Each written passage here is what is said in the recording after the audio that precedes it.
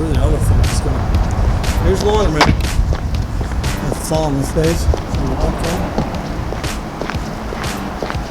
Let's see anybody.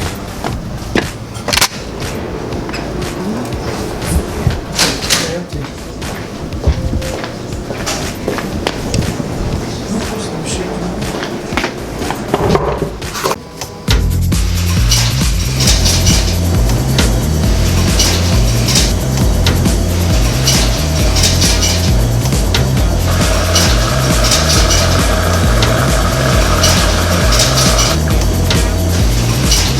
Hear that? That's the sound of money. You wanna know what sound of money is? That's it. Ching, ching, ching, ching, ching. Ching, ching, ching, ching, ching.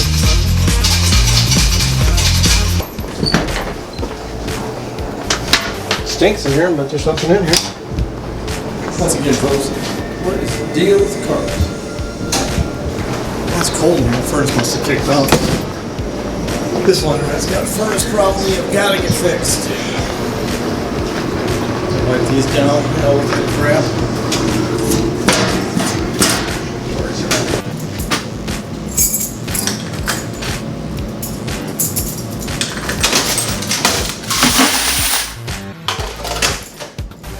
We don't change these out. Don't change these out. We'll actually jam up with quarters and we'll be able to use the machine.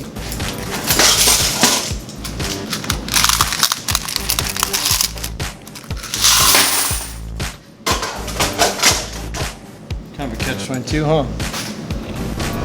These are 75-pound dryers. Look at that.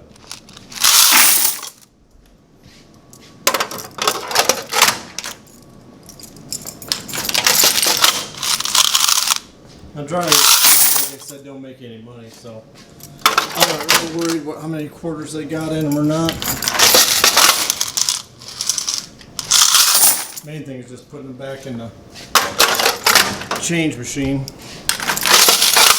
so people have quarters for washing.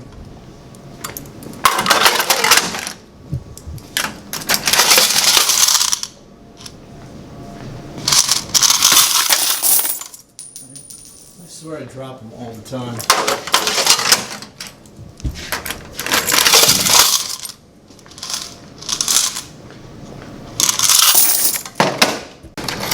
Now this laundromat is really a weird setup, and it's actually backwards because you got washers and dryers, and I'm going to take you over here and show you this. Okay, we walk in the front door, try not to look like a weirdo to customers. Walk in the front door, this is what you see. Problem is you walk by all the little machines first, then you got, these are 20 pounders too, there's stainless steel hard mounts. Then you walk by the change machine. Well, then you stand here for a minute going, well, where's the soap machine? You finally turn all the way around and there it is. Well, and if you're hungry, oh, that's over in that corner. Then you come back here and you got 3 more big washers that make you all your money. Then you got some stack dryers and a 50-pound dryer.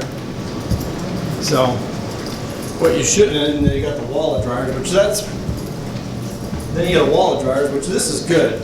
You want this. Actually, this should just be one big wall of dryers. But when you come into this laundromat, this front door, let alone there should be more windows too. You come in, these should be your biggest machines right here. You should have a 60, another 60, then your 40 pounders, and then you could use up the rest of the spaces with top loaders, and then have the top loaders on the back side. That's what's wrong with this laundromat. And here's another prime example. People put their stuff in, nothing in there. They don't push the start button. They put their money in, they put their soap in, they get mad because it didn't work, but yet it's because they didn't push the start button. See, there goes the water. I don't know what's wrong. Too big a hurry. Don't get in a hurry or you go to the laundromat. See, and you got all the top loaders, so then you have to look for your cheapest machine. That's what you want. Make them go on a hunt for the cheapest machine. Put the big fancy silver ones right up in front, in their face, and they'll use them every time. This laundromat definitely has to get rearranged. And this little room needs to go bye-bye. Because this laundromat is busy, but see, there's quarters, guys. Look at that. That's just 2 days. That's what I'm talking about. That's 2 days. And then, like I said, the dryers will have money on it, but not bad.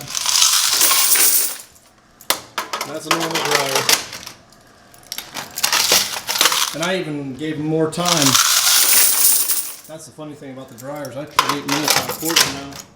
And it was 3 or 5 for some weird reason. Oh, quarters are too damn heavy, guys.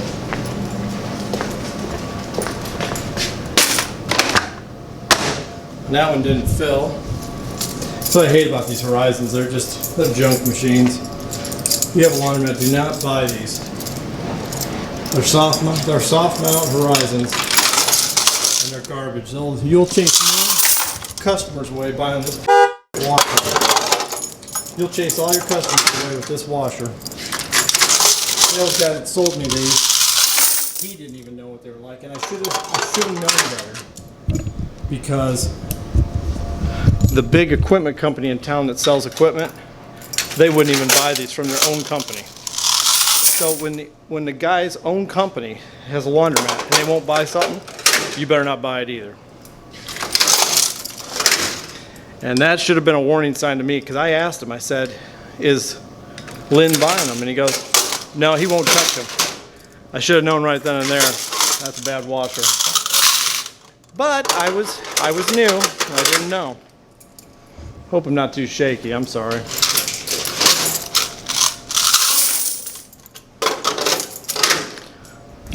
Filming my chin, that's real good, huh? Oh, this bucket's getting heavy, guys. I'm probably gonna break the stupid bucket. This bucket's like up to here.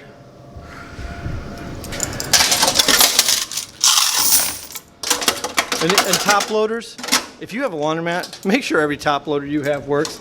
These are a money-making little machine. Look at this.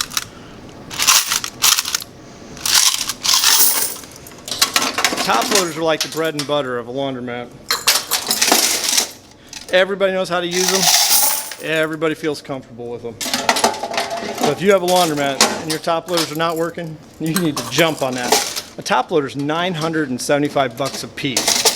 Okay, these are hips, and I got them for. I'm gonna tell you a story. I deal with a bunch of equipment dealers in my state. I don't just deal with one. And the reason I do that is because you want to get the best price you can.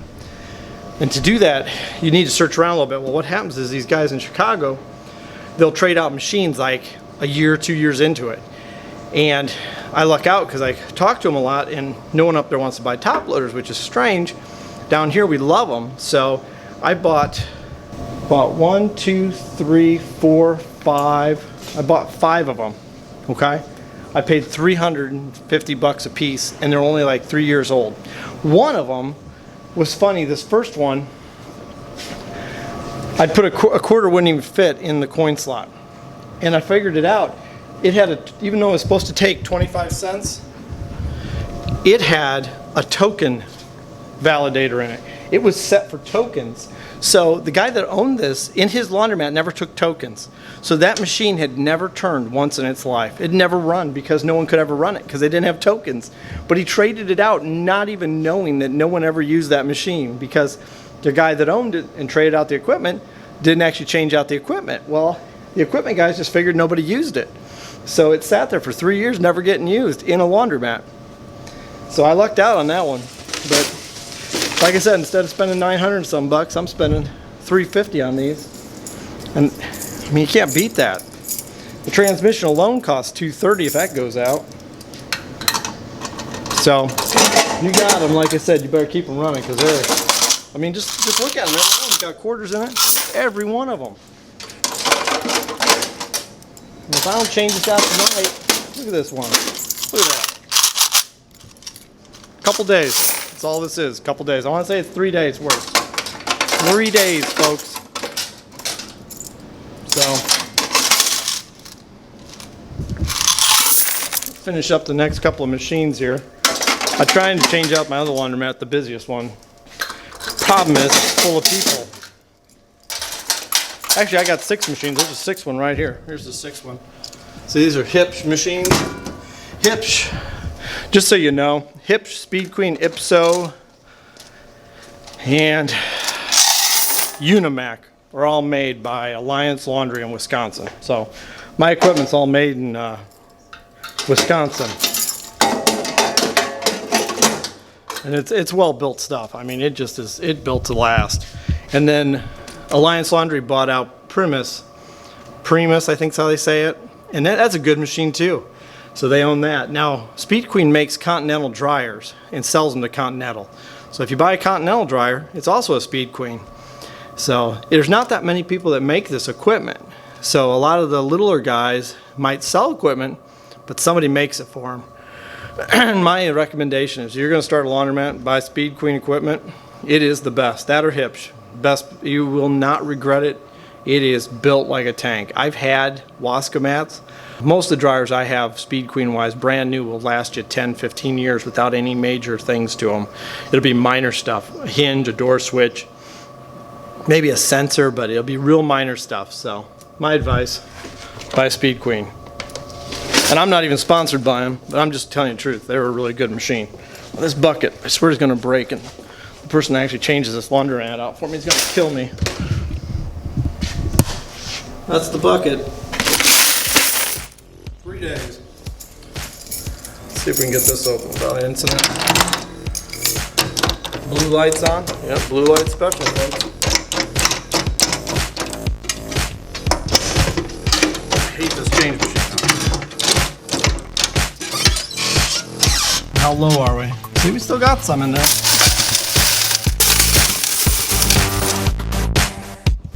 Some in there. But we're getting low. Problem is, it's a Friday, and I really don't want to go the weekend. Hoping to make it through because weekends are busier.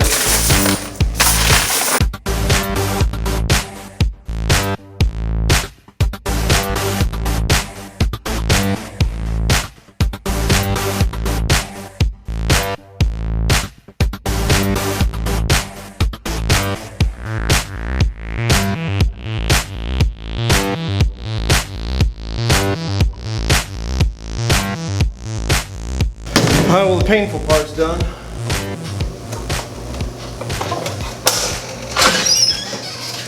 Just watch it around here.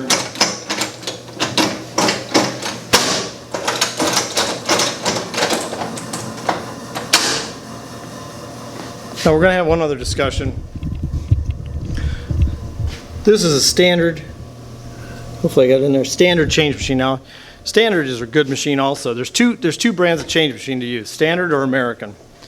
And what's the difference?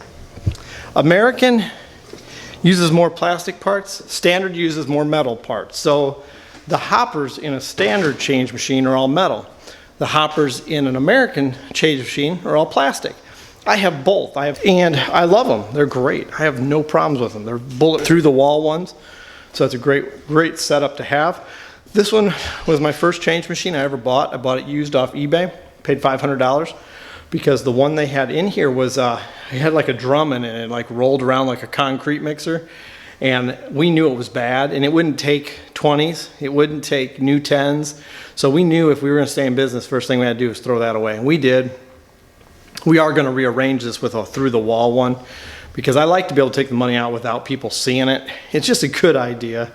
And so this laundromat is going to get that facelift done to it once we start really going at it on this one. So I don't mind the American change machine if it was through the wall, and it's held up. But like I said, the hoppers are metal, which is nice, and I bought it used, and it's done really well. I've had it 12 years, and it's used. I don't know how long the guy before me used it or how much money he ran through it. I have replaced bill validators. That's pretty much the only thing that wears out on these things is bill validators for me. They get dirty, they get dust in them, and I'm not good about cleaning them. I should be, but I'm not, so that's what happens to them.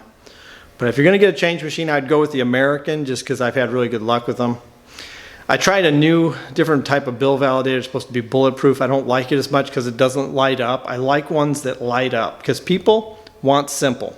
So when you see that blue light like I showed you flashing, that's what you want. You want bill validators where there's a color flashing and they know it's ready to run. I have this new one I bought, and it's on that laundromat over there that on the west part of town. We call that the laundromat number 3. And I don't like it because it doesn't flash. So people don't think it works, but they finally start using it. But then you also don't know when it's out of order because it doesn't flash. You can't see it from the face, and I don't like that. So even though it's more of a bulletproof one, it's a higher dollar one, it's supposed to last longer, it's better, it's waterproof, all this other stuff, I'm not gonna buy that brand again. Just an FYI. So I would buy the other ones I have, and I'll look to see what the name of them are, but they're just indestructible as long as you keep them clean. So it's a big thing with laundromats, keeping it clean, keep the dust out, keep the lint out, keep the soap out. Jesus Christ, stop with the soap, people. I mean, there's just too much damn soap in these laundromats. So, anyway.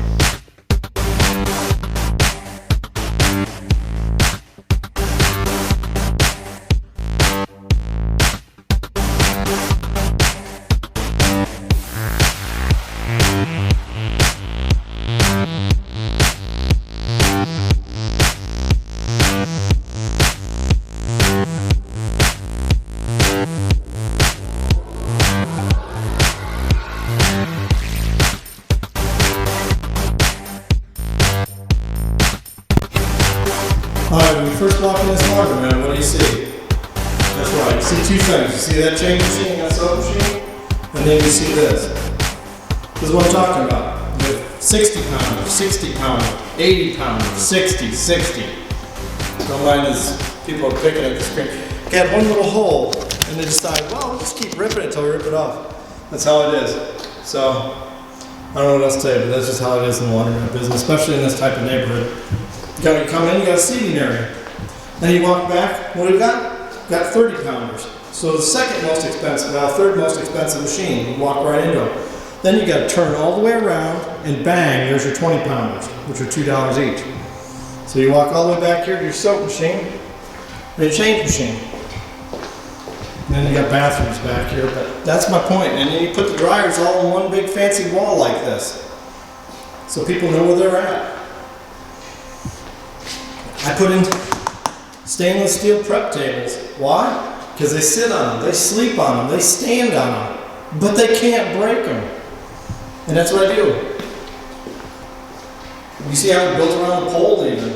That thing, I used to have 2 of those. I actually had 3, there was one there too. But see what they did? They ripped it out. They went bye-bye. Look what I do on the floor. That's right, I tap con them in. These tables are all tap con down. I don't want my tables moving. If you don't do this, your tables will disappear. They will move, they will go to someone's house. Here's another thing I do. I buy Sam's chairs. So Sam sells chairs. What do? We screw them down. Put them on a 2x2, I think that's 3/16 steel. And we weld it together. We weld it all the way up. Then what do? We bolt it to the wall. Why? Because they would take them home in a heartbeat.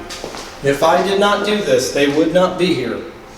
And sometimes I don't even care if you do this in the nicest laundromat in the world, the nicest part of town, they're still going to take it. Because they can. So when you want to talk about doing the laundromat right, this is when I talk about bulletproof, this is the most bulletproof one I have. Now, what do we got over here? We got concrete wall. What do we got on the floor? We got concrete with epoxy coating. What do we got here? We got metal walls. They ain't getting in. What do we got here? We got a steel door, fireproof rated door. You don't go buy a door from Menards like this. This is an example because this is what they had here. These are wood doors. I'm surprised people haven't kicked them in. Someone's tried to rip the handle off here, which hasn't helped them because it's nailed shut. You know, the islands. Why do I use plywood and stain it? Because if I use something fancy, like fancy ass, they would do this to it. They would write on it. They would write their initials on it. God knows what they'd put in there. So you just want to make these places so they're really, like I said before, bulletproof. You want to make them like a tank because you're not going to be here. This place has to protect itself from everything that could possibly happen. Like you look up above. What is that? That's actually concrete ceiling. Look at the metal work, the lights. It's all industrial. It's all bulletproof. We do nothing half-ass around here because you got to have it strong as hell. And I've learned this after the other two. Heights got a little bit of vandalism. Western was built by two morons, and it had a lot of issues, and I had to fix a lot of things. So this is what Western, the one on Western, will look like once I get done with it this next winter. This is what I'm going to do to it. I'm going to make it like this one. This was the last one I built, and ironically it's the best one. Why? Because I've learned everything. Every time I built one of these or bought one of these and fixed them up, I learned something. And nobody taught me this, because when I would talk to my equipment dealers, they didn't know anything. They wouldn't tell me anything. They would tell me bits and pieces. And I think it's partly because none of them owned a laundromat. The guy that sold me equipment from Speed Queen, he doesn't own a laundromat. He knows a guy. His boss owns a bunch of laundromats, but all he knows is what he tells him.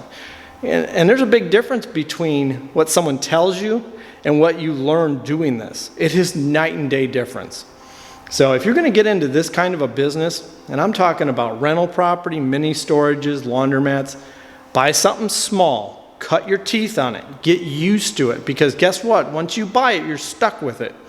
And if you get in too deep and you start buying more things than you can afford, and you lose tenants or you lose customers, guess what? You're the one that's going to take it up the shorts. I mean, you're the one that's going to lose your ass. You got to think of that. I always buy, and I buy cautiously. And then once I know that works, then I move on to the next thing. I don't go biting off more than I can chew. If you bite off more than you can chew, what's going to happen? You're going to choke. And just like in real estate, you're going to choke. The big kids do it all the time. The big time investors, $100 million deals, $10 million deals. Prime example is in our town. We have a hotel. A company out of Iowa bought it, paid $7 million. They've been working on it 3 years. Why? Because they keep running out of money. What's that tell me? They really don't have the money to be building that place. One of the people that does work for me, metal work, is actually doing a piece of metal for the Western place, which will be a neat drain setup that I'm going to show you. That is not my invention. Other people use it, but it's the way you should hook up your islands. And he was telling me, he goes, yeah, we keep doing sheet metal work there, but now we got to get paid in advance before we do the work. Well, why is that? Well, it's because they're not paying their bills. So you just got to be real careful about what you get into and how fast you get into it. And the temptation for young people in real estate is, if I don't get it now, I'm never going to get it. You can always get it. And then the other part of that coin is, people are afraid, if I don't buy a bunch of stuff right now, then I'll never find this opportunity again. And that's sad, because that's not true. I have a realtor that I used, that when I found my first laundromat and it was real cheap, he goes, you'll never do that again. Then I did it again. Then I bought a farm. Then I bought another property. Then I bought another thing that way. And I asked him one day, I said, when does this never going to happen again thing kick in? He goes, I don't know, you're just lucky. No, it's because I know what I'm looking for. When you know what you're looking for and you know your market and you know what you're doing, you're not going to have a problem with finding those deals. And that's what you got to do. You just got to get in there and then start figuring out your niche, just like YouTube or anything else. You got to figure out your niche and what you exactly want to do. So just don't get carried away, because there's always somebody selling something that's a good property. They just don't realize it's a good property. Happens all the time. It's going to happen the rest of your life. It's going to happen in your grandkids' lives, your great-grandkids, and so on and so on. Don't worry about missing every property in the world. You can't get them all, and you're not going to find them all. Just like me, I lose out on ones all the time and hear about it and go, man, I wish I would have bought that. But it's just the way the game is. You can't win it all. Otherwise, it'd be easy and no one would want to do it. If it was easy, everybody'd be doing it. It wouldn't be any fun.